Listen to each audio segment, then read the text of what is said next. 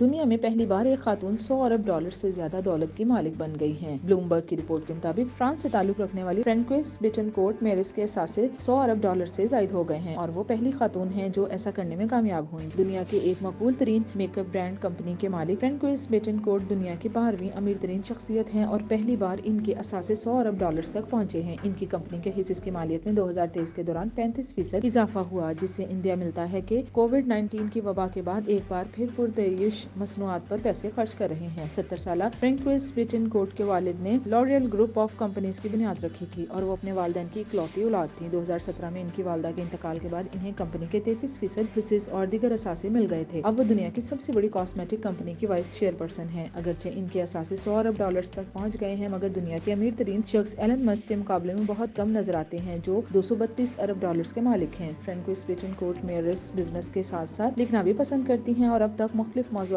پر کئی کتابیں تحریر کر چکی ہیں۔ انہوں نے 1984 میں شادی کی تھی اور ان کے 2 بیٹے ہیں۔